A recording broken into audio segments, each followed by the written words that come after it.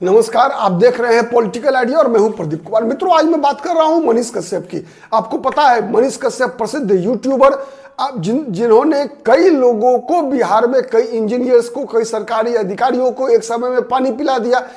कई लोगों से लड़ाई मोल लेते रहते हैं। तेजस्वी यादव से लड़ाई मोल लिया, तमिलनाडु की सरकार के साथ लड़ाई मोल लिया और अब वो पीएमसीएच के डॉक्टरों के साथ उलझ पड़े। भयंकर पिटाई हो गई उनकी, कई दिन तक अस्पताल में भर्ती रहे।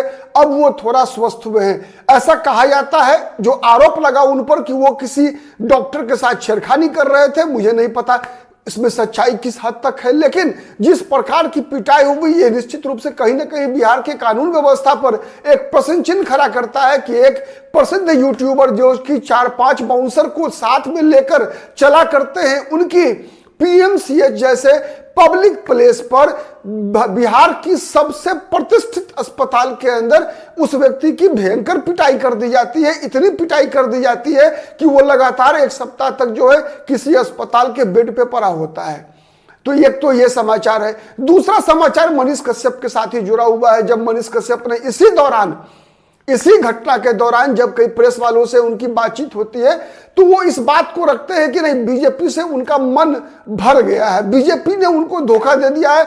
ऐसा वो शब्द नहीं है उनके, लेकिन ऐसा संकेत है कि बीजेपी में उनको जो अपेक्षा थी उनकी, वो अपेक्षाएं पूरी नहीं हुई। आपको याद होगा पिछले लोकसभा चुनाव से पहले हुआ क्या कि पिछले लोकसभा चुनाव में मनीष कश्यप ने बेतिया लोकसभा सीट से, पश्चिमी चंपारण लोकसभा सीट से वहां निर्दलीय उम्मीदवार के रूप में चुनाव लड़ने की लगभग घोषणा कर दी थी, पूरी तैयारी कर ली थी। लेकिन ऐसा हुआ अंतिम क्षणों में कि भारतीय जनता पार्टी ने, शायद मनोज तिवारी जो दिल्ली में भाजपा के पूर्व में प्रदेश अध्यक्ष रहे हैं, भोजपुरी फिल्मों के और स्टार रहे हैं, साथ ही भोजपुरी गीत भी गाते हैं, बहुत अच्छा गायक भी हैं भोजपुरी फिल्मों में, तो उनके माध्यम से मनीष कश्यप को बहुत ही तामझाम के साथ, इतना तामझाम के साथ कि मनीष कश्यप को पार्टी में शामिल कराने के लिए दिल्ली के मुख्यालय ले जाया गया, 11 अशोका रोड पे, ठीक है। और वहां जाकर जो है इनको पार्टी में शामिल कराया जाता है मनीष कश्यप को।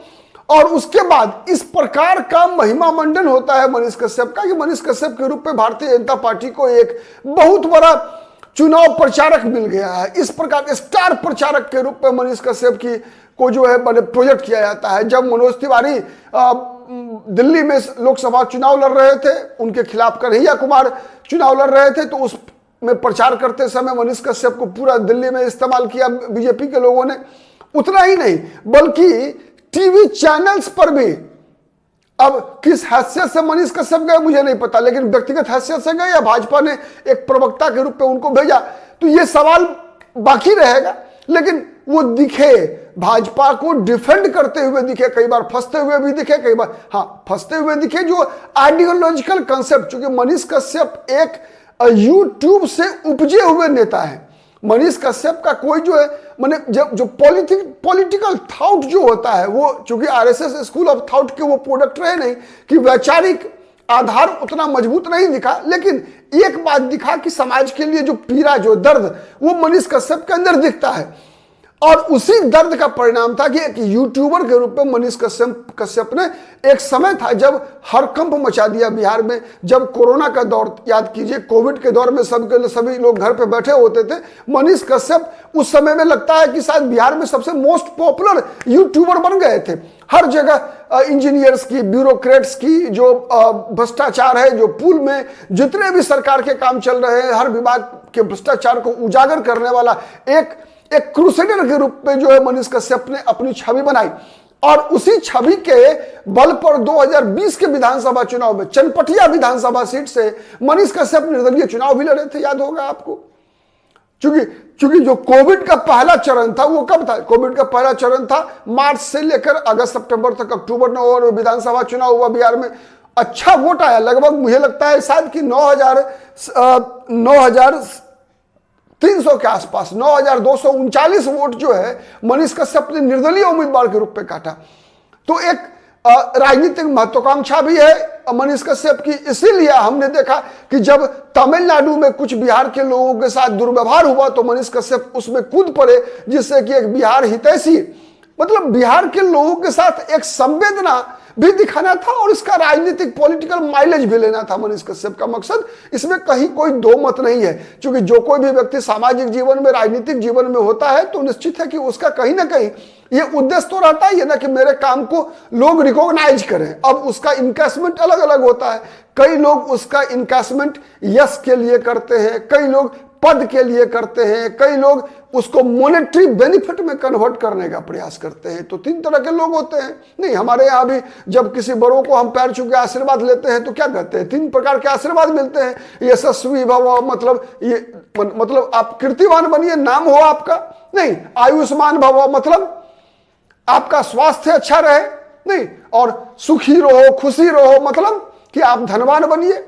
ठीक है, तो इस प्रकार का, तो यही तीन चीजें थी जो तीनों चीजें के पीछे जो है चलता रहा ऐसा। फिर अब इस बार सवाल उठता है कि जब भारतीय जनता पार्टी से सब कुछ अब लग रहा ऐसा है कि मनीष कश्यप की अपेक्षाएं पूरी हुई नहीं, लोकसभा चुनाव में तो शामिल हुआ, अब विधानसभा का चुनाव भी आ रहा है। इसी वर्ष अक्टूबर नवंबर महीने में बिहार में विधानसभा चुनाव है। ठीक है, और उस चुनाव में चनपटिया में भी होना है चुनाव। तो मनीष कश्यप के पास विकल्प क्या है? क्या वो चनपटिया से फिर निर्दलीय चुनाव लड़ेंगे? यह सवाल नंबर 1 है कि निर्दलीय अगर चुनाव लड़ेंगे तो क्या मनीष कश्यप वहां की जो सामाजिक जो डेमोग्राफी है, जो सामाजिक समीकरण है, क्या उसमें मनीष कश्यप के चुनाव जीतने की संभावना बनती है? मेरे अनुसार नहीं बनती। क्यों नहीं बनती? इसलिए कि मनीष कश्यप का चाहे या अनचाहे जो एक प्रोजेक्शन हो चुका है सामाजिक स्तर पर, राजनीतिक क्षेत्र में विशेष रूप से, वो हो गया है एक पिछड़ा विरोधी का। तो उसका, चूंकि पिछड़ा, आप अगर समर्थक हैं तो आप सरवाइव कर सकते हैं, लेकिन पिछड़ा विरोधी होकर सरवाइव करना दलगत राजनीति में थोड़ा मुश्किल है,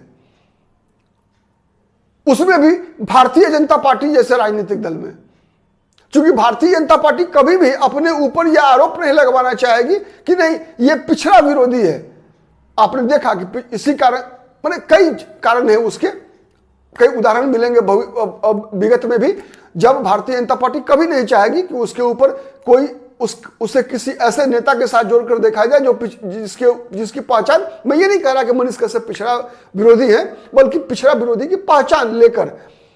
तो एक सवाल ये उठता है। तो फिर सवाल दूसरा उठता है कि मनीष कश्यप जाएंगे क्या निर्दलीय चुनाव लड़ेंगे? तो हाँ, जीतने की संभावना नहीं है।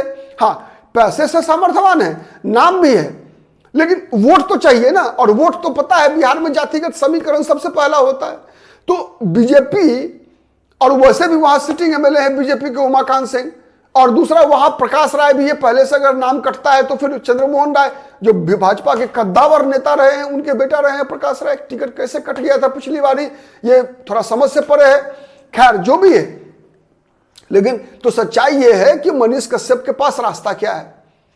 क्या मनीष कश्यप एनडीए किसी अन्य दल में जा भी नहीं सकते? क्योंकि चंपारण का जो इलाका है वो बिहार में भारतीय जनता पार्टी के लिए सबसे बड़ा स्ट्रॉन्ग होल्ड है। वहां आप देख लीजिए, जब 2015 में भाजपा बिहार में विधानसभा चुनाव में बहुत अच्छा नहीं कर पाई थी, तब भी चंपारण, पश्चिमी और पूर्वी चंपारण में भाजपा ने बहुत ही बेहतर परफॉर्म किया था। और उसको याद है आपको कि सब श्रेय दिया गया था राधा मोहन सिंह को, संजय जायसवाल जैसे नेताओं को वहां।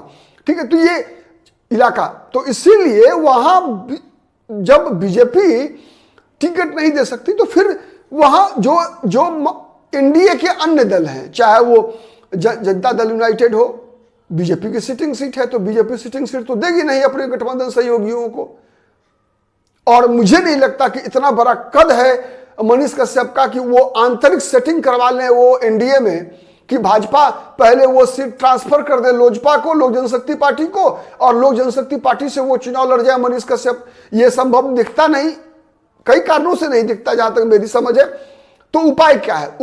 एक उपाय दिखता है कि वो आरजेडी में जाएंगे नहीं महागठबंधन में, क्योंकि तेजस्वी यादव से इस प्रकार का संबंध रहा है, व्यक्ति मैंने लड़ लिए है कि वहां कोई रास्ता दाल गलेगा नहीं।